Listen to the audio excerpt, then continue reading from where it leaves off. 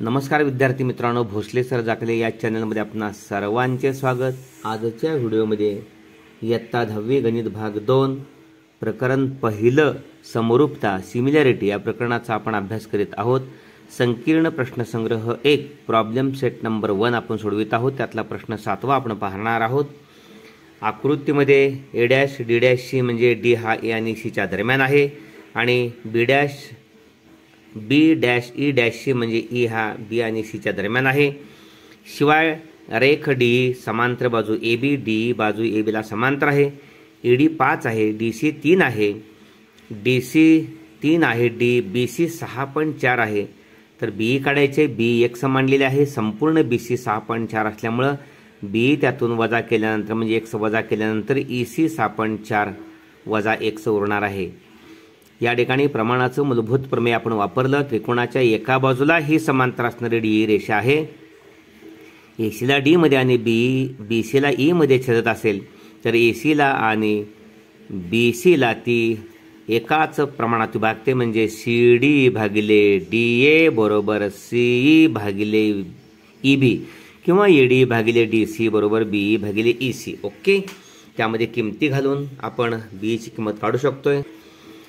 त्रिकोण C A B मध्ये रेख डी समांतर बाजू ए बी, त्यामुळे प्रमाणाचं मूलभूत प्रमेय सी डी भागिले डी ए बरोबर सी ई भागिले ई बी 3/5 बरोबर 6.4 वजा x भागिले x। ओके, तिरकस गुणाकारामध्ये 3 गुणिले x 3x बरोबर 5 न 6.4 वजा x ला 3x बरोबर 5 न 6.4 आणि वजा x ला गुणल्यानंतर 5 चोक 20 5 30 2 32, त्यामुळे 6.4 गुणिले 5 32.0 म्हणजे 32 वजा 5 ने x ला वजा 5x।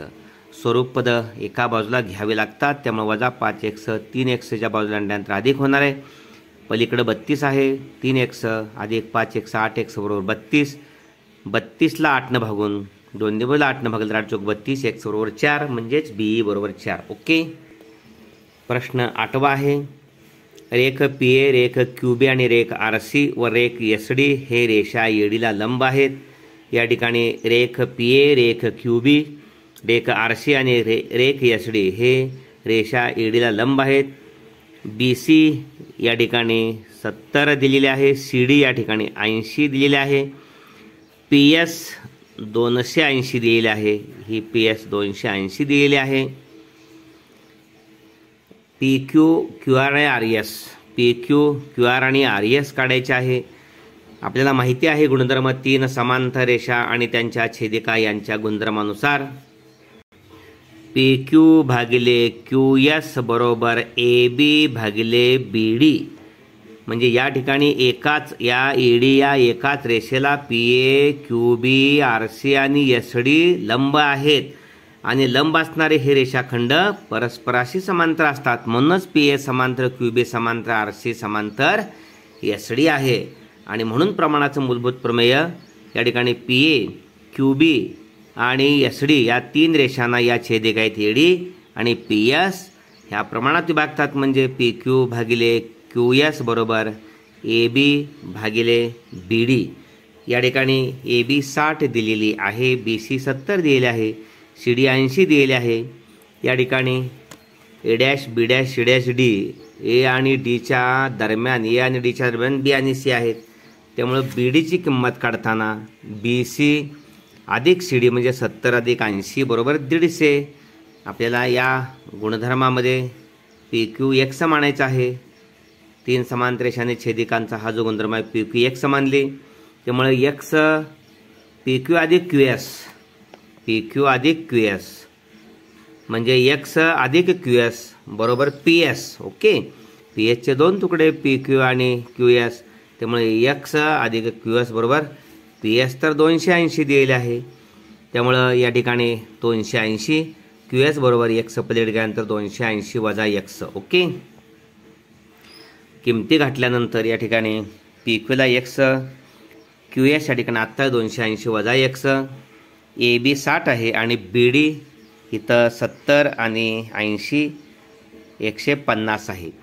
तिरकस गुणाकार करण्यापूर्वी 60 भागिले 150 0 0 गेले, 3 2 7 3 15 2/5 आलं x छेद 280 वजा x बरोबर 2/5 तिरकस गुणाकारात x ला 5 गुणिले आणि 2 ला 280 वजा x हे सोडल्यानंतर 5x बरोबर 280 गुणिले 2 560 वजा 2x वजा x पाठीमागे घेतल्यानंतर 2x 5x अधिक 2x बरोबर 560 7x बरोबर 560 x बरोबर 80 2ने भागला 7ने भागून 560 ला 7 ने भागल्यानंतर 7 8 56 ओके x बरोबर 80 म्हणजे PQ या ठिकाणी आपल्याला 80 मिळालेले आहे।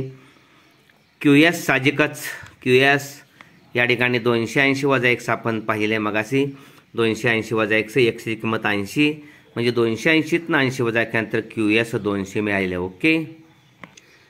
त्यानंतर आपला RS काढायचे आहे त्यामुळे QB RC आणि SD या 3 रेषा समांतर आहेत त्यांच्या याच छेदिका आहेत ED आणि PS 3 समांतर रेषांनी छेदिका यांच्या गुणधर्मानुसार QR भागिले RS बरोबर BC भागिले CD म्हणजे QR Y मांडले तर Y भागिले RS बरोबर 70 भागिले 80 okay.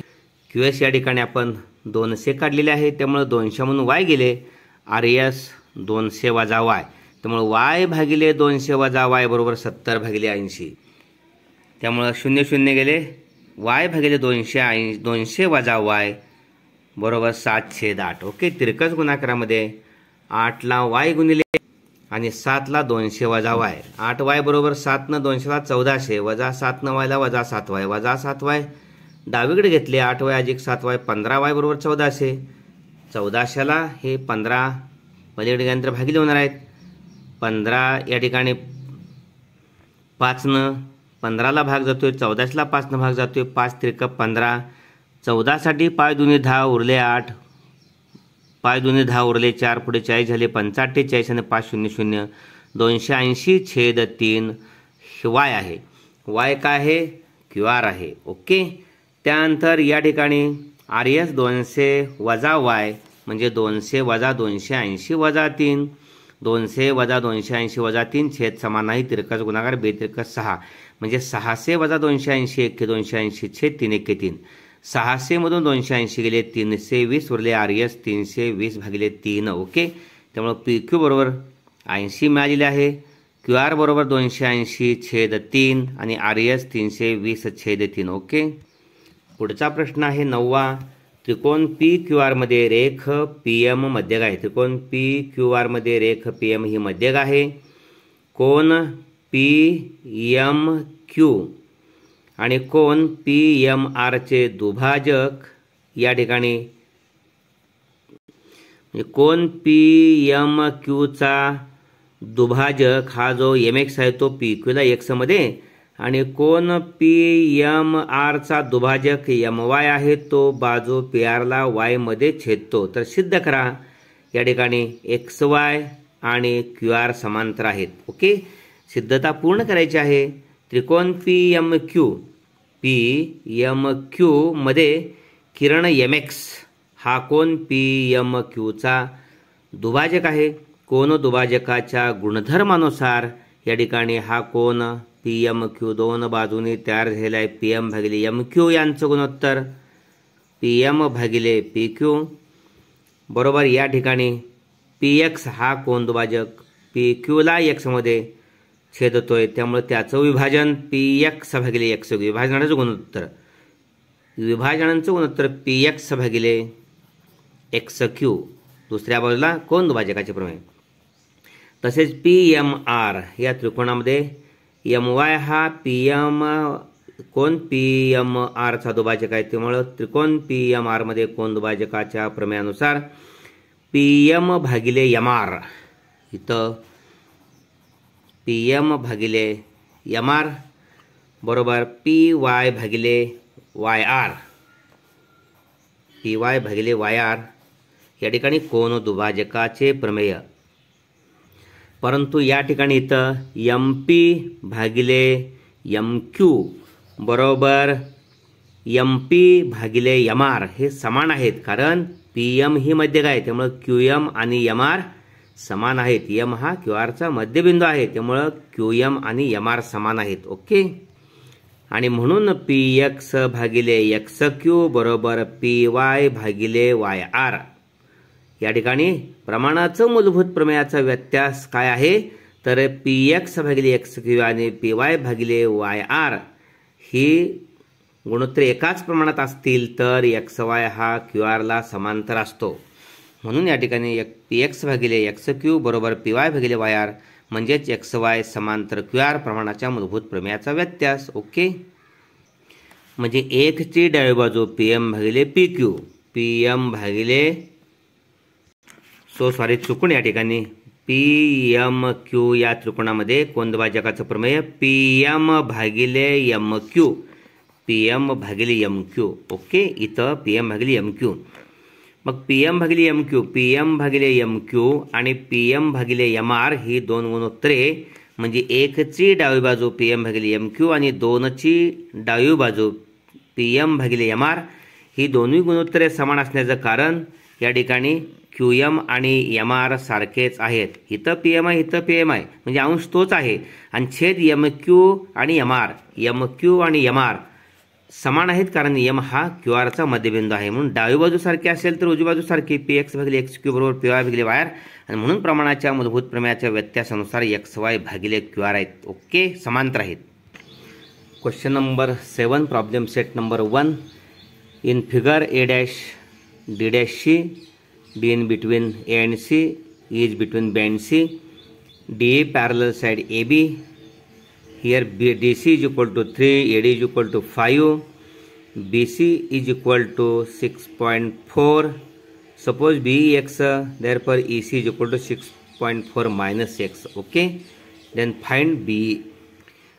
Here in triangle ABC segment D parallel segment AB by basic proportionality theorem in triangle CAB CD upon DA is equal to CE upon B, putting value 3 upon 5 is equal to 6.4 minus x upon x, taking cross multiplication 3 into x 3x, 5 into bracket 6.4 minus x, solving this 3x keep as it is, 5 into 6.4 32.0 minus 5 into x minus 5x. Here 3x plus 5x is equal to 32, 8x is equal to 32, 3x plus 5x 8x. Dividing both sides by 4 we get x is equal to 4. X is B. Okay, B is equal to 4.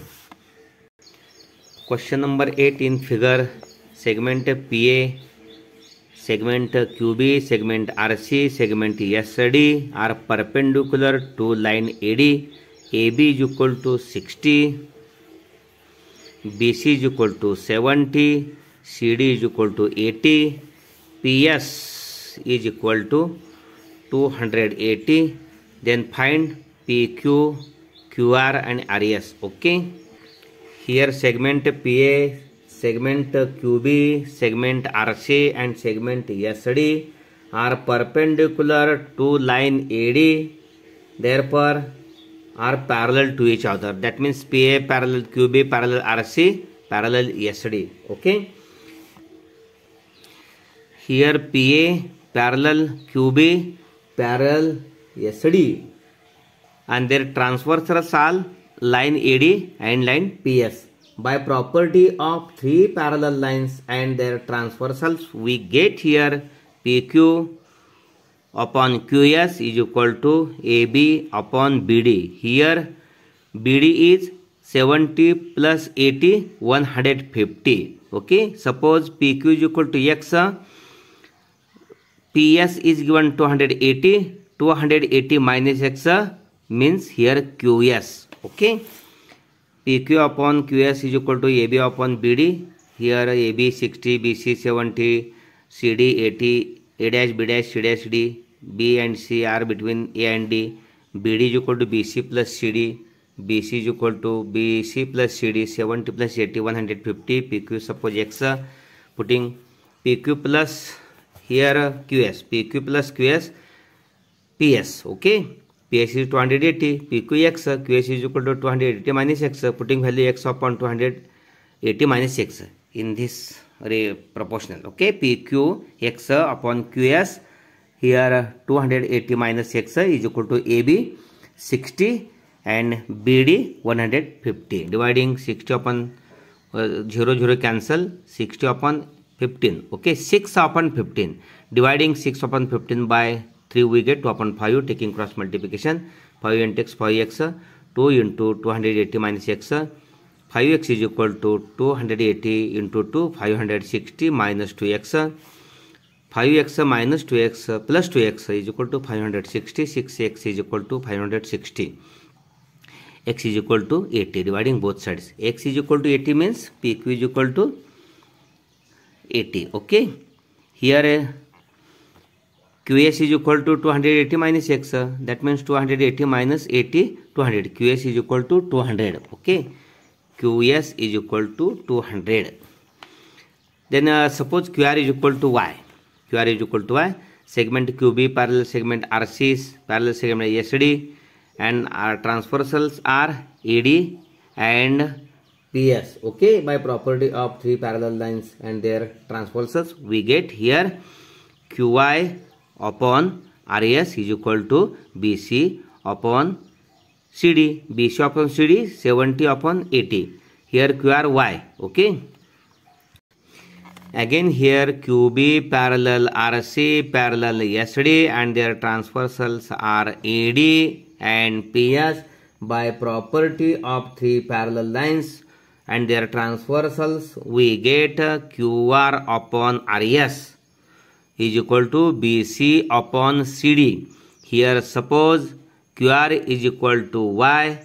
Here X PQ is 80 we get. Okay. Here we got PQ is equal to 80. Okay.